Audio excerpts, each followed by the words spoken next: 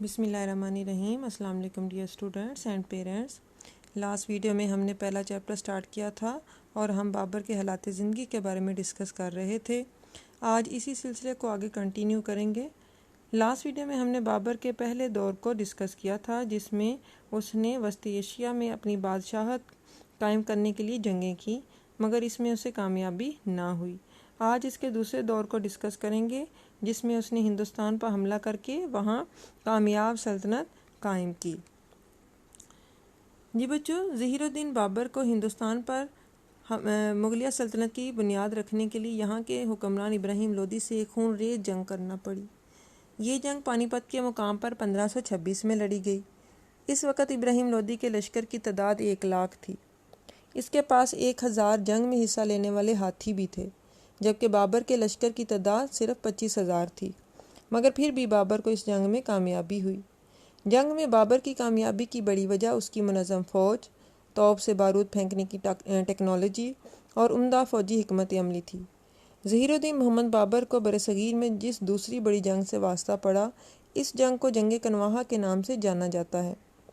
ये जंग 1527 में राजस्थान के हुक्मरान राणा सांगा के साथ लड़ी गई। जिन लोगों ने बाबर को हिंदुस्तान पर हमला करने की दावत दी थी, इसमें राणा सांगा भी शामिल था। जी बच्चों, जैसा कि आप पहले क्वेश्चन के आंसर में भी आपने पढ़ा था कि इब्राहिम लोदी के उमरा ने बाबर को हिंदुस्तान पर हमला करने की दावत दी थी और इसको मदद की भी पेशकश की थी। उन्हीं लोगों में राणा सांगा भी शामिल था। राणा सांगा का ख्याल था कि बाबर भी अमीर तैमूर की तरह हिंदुस्तान पर हमला करके लूटमार करेगा और वापस चला जाएगा। इस तरह वो बरसगीर में राजपूत रियासत कायम करने में कामयाब हो जाएगा, मगर ऐसा ना हुआ। जब उसको ये पता चला कि बाबर हिंदुस्तान में मुस्तकिल क़याम करना चाहता है, तो राणा सांगा ने जंग करके बाबर को हिंदुस्तान से निकालने का फ़ैसला कर लिया। बाबर और राणा सांगा की फ़ौजों का आमना सामना आगरा के नवाब में कनवाहा के मैदान में हुआ। राणा सांगा का लश्कर 1 लाख से ज़ायद था। बाबर की फ़ौज ये लश्कर देखकर घबरा गई। बाबर ने इस मौका पर एक पुरजोश तकरीर की, जिसकी वजह से उसकी फ़ौज में जोश और वलवला आ गया। सब ने मिलकर अहद किया और कुरान पाक की कसम खाई कि वह आखिरी दम तक दुश्मन का मुकाबला करेंगे। जंग शुरू हुई तो गुमसान का रन पड़ा, यानी सख्त लड़ाई हुई। राजपूतों का ख्याल था कि कोई भी कौम उनका मुकाबला नहीं कर सकती, लेकिन मुग़ल उनके सामने लोहे की दीवार और पहाड़ों की चट्टानों से भी ज़्यादा सख्त साबित हो रहे थे। यूँ 10 घंटे तक लगातार जंग जारी रही।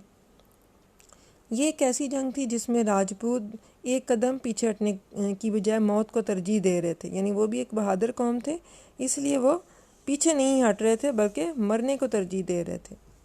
बाबर की तोपों के गोलों से हाथी खुश्क पत्तों की तरह उड़ रहे थे।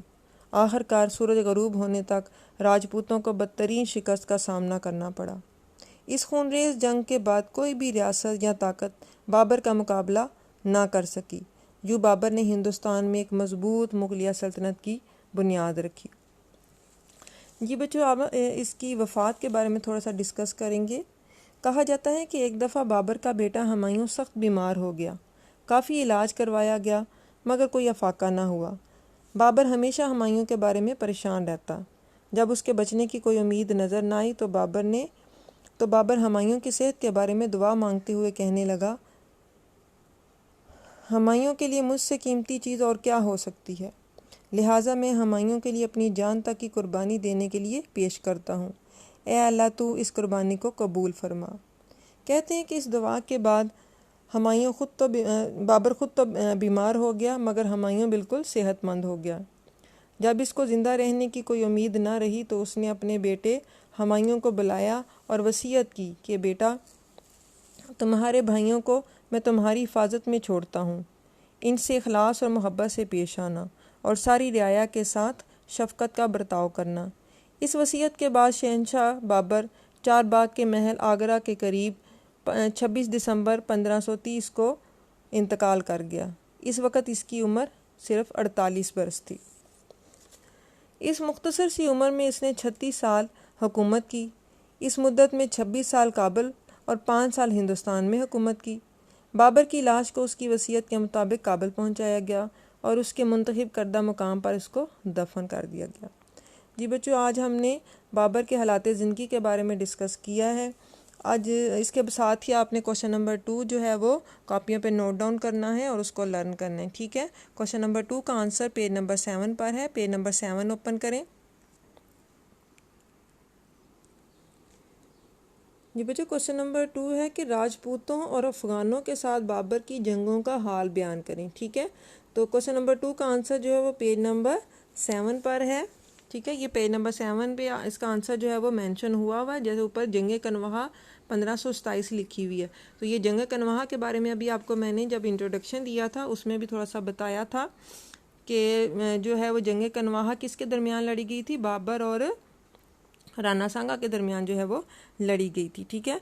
और जो राणा सांगा था उसका ख्याल था कि बाबर भी जो है वो वापस चला जाएगा लूट मार करके यहाँ से, और यहाँ वो अपनी हुकूमत जो है वो कायम कर लेगा, लेकिन ऐसा ना हुआ, बल्कि बाबर ने यहाँ रहने का जब इरादा किया तो राणा सांगा ने उसे हिंदुस्तान से निकालने का फ़ैसला किया। और इन दोनों का आपस में जो आमना सामना हुआ था वो आगरा के नवाब में कनवाहा के मैदान में हुआ, और वहाँ पे इन दोनों के दरमियान जो है सख्त लड़ाई हुई, ठीक है। यह सारी चीज़ें आप इंट्रोडक्शन में पढ़ चुके हैं। उस वक़्त एक नजूमी की पेशगोई थी कि बाबर को जो है वो शिकस्त होगी, लेकिन बाबर के सिपाही जो थे इस वजह से बहुत परेशान हो गए और उनका जो जोश था वो ख़त्म हो गया। बाबर ने सूरत हाल में सिपाहियों में जोश पैदा करने के लिए एक पुरजोश तकरीर की, जिससे उसकी फ़ौज में एक नई लहर दौड़ गई। नेक्स्ट पेज पे चलें बच्चों।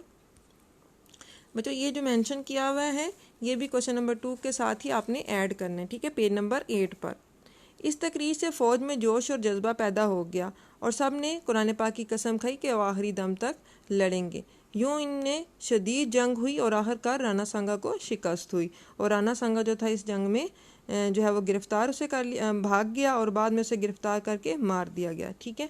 तो ये आपका क्वेश्चन नंबर 2 था जो आपने कॉपियों पर नोट डाउन करना है और उसे जो है वो लर्न करना है। ओके, थैंक यू, अल्लाह हाफिज़।